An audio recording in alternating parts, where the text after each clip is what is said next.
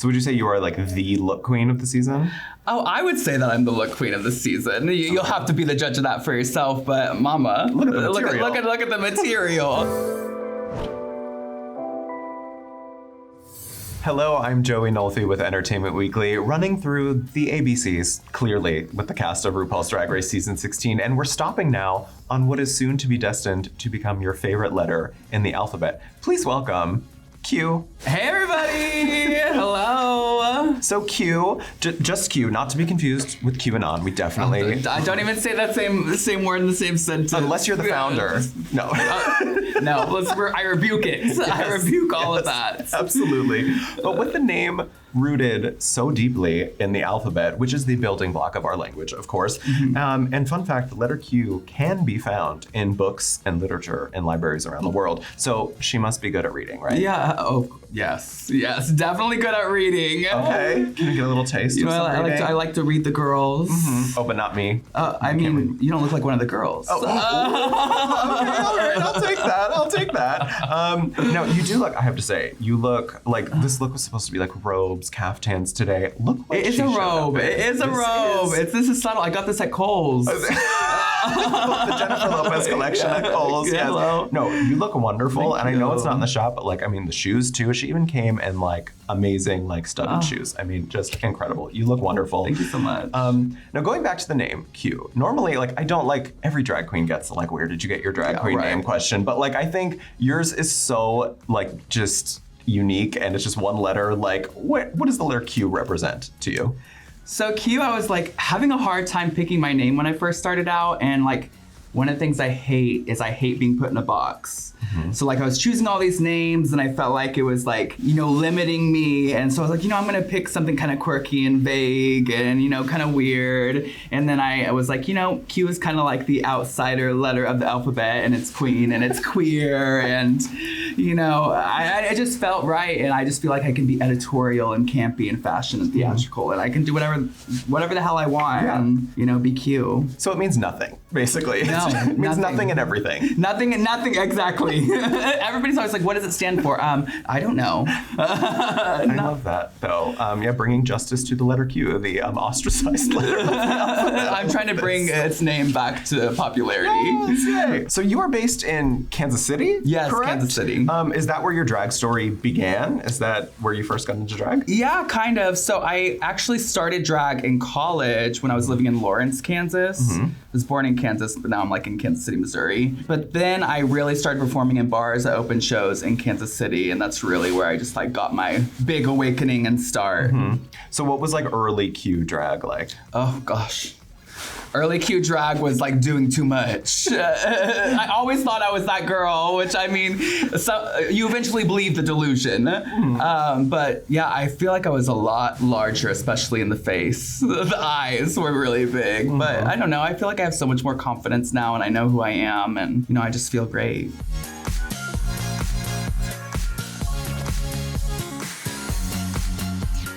We haven't had too many queens from that city on Drag Race. Yeah. I think Mo Hart is from Kansas City, and I think Widow Von Du also is from.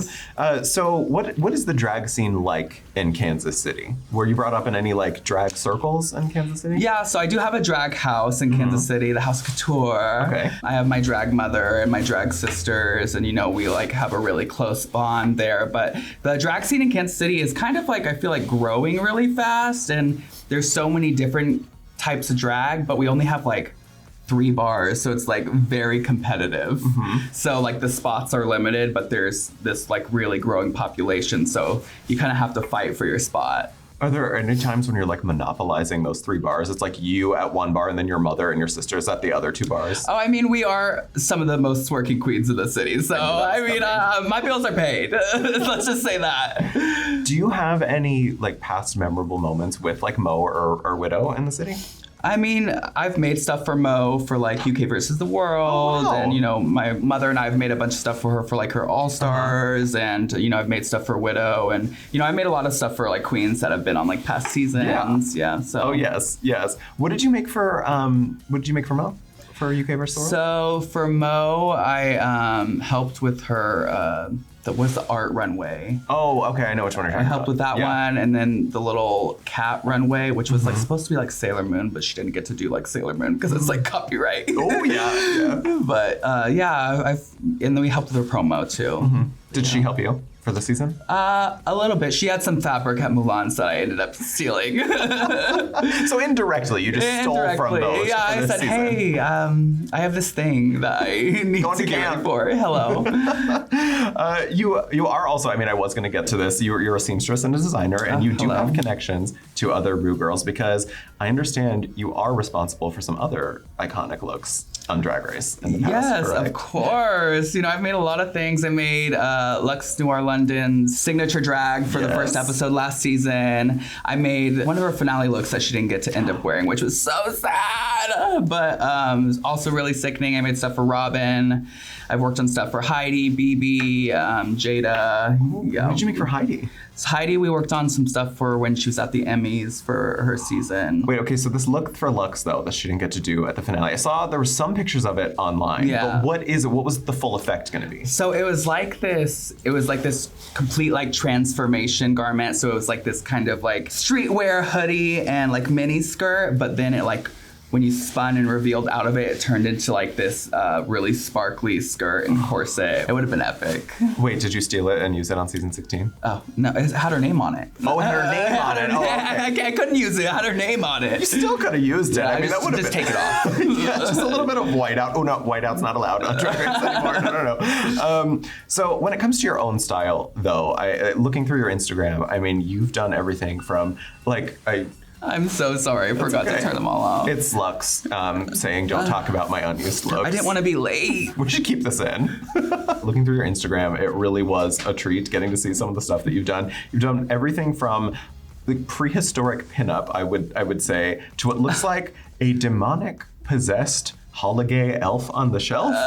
Yeah, kind of. Describe this. So if you had to describe your aesthetic and your approach to fashion and makeup, how would you describe it all?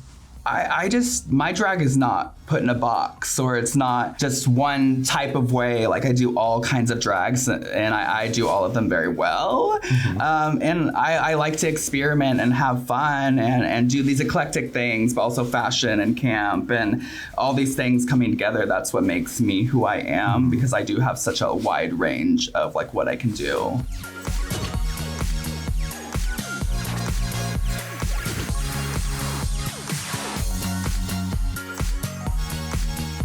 So would you say you are like the look queen of the season?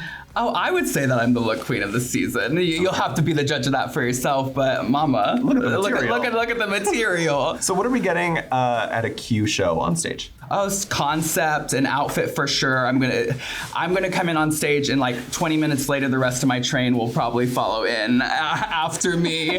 I'm always about big and grandiose, and more is more. And you know, when people see a show with me, they remember me. Yes, I mean, I'm definitely never going to forget this interview.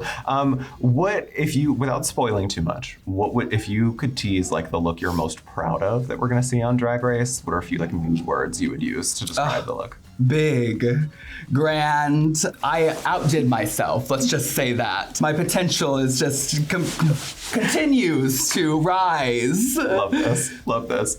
Now you also you're a married woman? Yes. I love this. Yep, the wedding ring. The ring. I mean, balancing married life with drag. We hear a lot of the time, they've even had discussions about this in the workroom, about how like dating and drag and relationships and drag, it's a really difficult thing sometimes. So I'm curious as to how you and your husband met, and what's the secret to your longevity as a couple? So my husband and I met on a social app. I think you know which one I'm talking about. Christian mingle. Farmers only. We hooked up and then like ghosted each other for like 3 months. As is typical. You know, as is canon for gay culture. And then we saw each other at Pride like 3 months later and have been together ever since. And then about a year later, he proposed to me when I was in drag at a drag show. Oh my gosh. Yeah. Like with a full audience and everything? Yeah, it was like this competition I was doing, and he came up on stage after I performed and like proposed. Did you win the competition? We don't have to talk about that. I mean, technically you did, since you got a marriage proposal out of it. Oh. I do love that. I love seeing like a in the queer community a marriage success story, because like we do, like the workroom, they do have. I remember, I forget which season it was, but they talked a lot about how dating and drag is very hard. So that's never been an issue like with this. Yeah, I mean, my husband has always been like very, very, very supportive, and like one of the things he said when he proposed to me is like he wants to love me and love the life that I want to live and my dreams, and I love you. That's very cute. I love that. I'm very happy for you. Thank you so much. So now I want to ask you some questions that I'm asking all of the queens on this season. Did you borrow anything from like past Ru girls to bring with you to season 16? No. I'm an original. Nothing at all? I'm an original girl. Okay, I love that. I don't borrow anything. I made it or my drag mom made it. I just know because like Willem is like always like, oh, I lent a girl's shoes or something. Oh, so no. No. So what can you tease about? We always know, like, I mean, Drag Race, the twist, they're twisting, something's coming. We know something's coming. It always happens on Drag Race. What? That might be the answer to my question right there. So what can you tease about what's coming ahead for the twists and turns, and then what is going to elevate season 16 from past seasons? I will just say things are going to happen this season that have never happened before in Drag Race history. So it's going to be a very exciting season, and also just like this season has great chemistry. Like it's like super fun, and we're all very, very shady. So that'll be really fun to see play back in real time. Are you one of the shady ones? Oh, of course. Yes. Of course. I love that. But hopefully I'll win Miss Congeniality. Hey.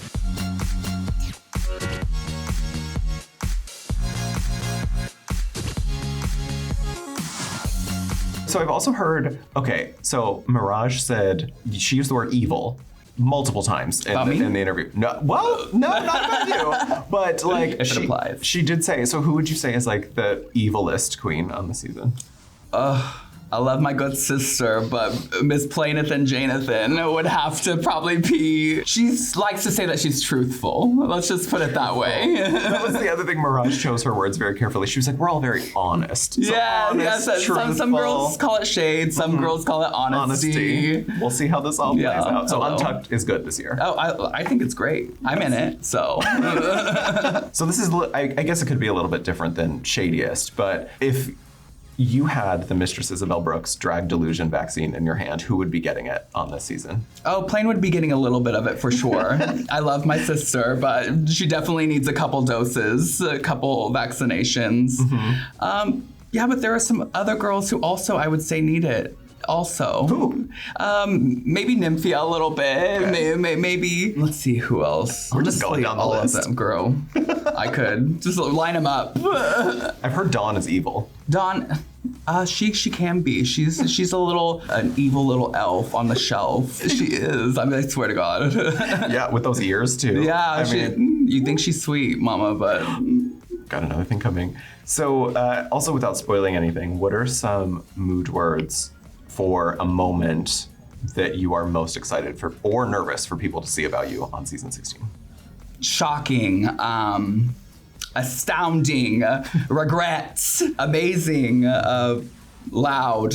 All of it's loud. Just everything. Yeah. Just everything. Everything and nothing. Just like everything everywhere all at once. Yes. I love that. So was there any queen's story or like impact that they've had on you in the past that you look to most as like your sort of maybe guiding inspiration while preparing for season 16? I don't know if I like based my package off of like any queen in particular, but I would say like Sasha Velour's like final lip sync performance. I would say that was like one of my biggest inspirations to really like start like really going into drag and that blend of like theater, which is like what I went to school for and what I grew up in with drag, and seeing those like two worlds come together. That was like pivotal for me. So you studied theater? Yeah, I have a theater design degree and a performance degree.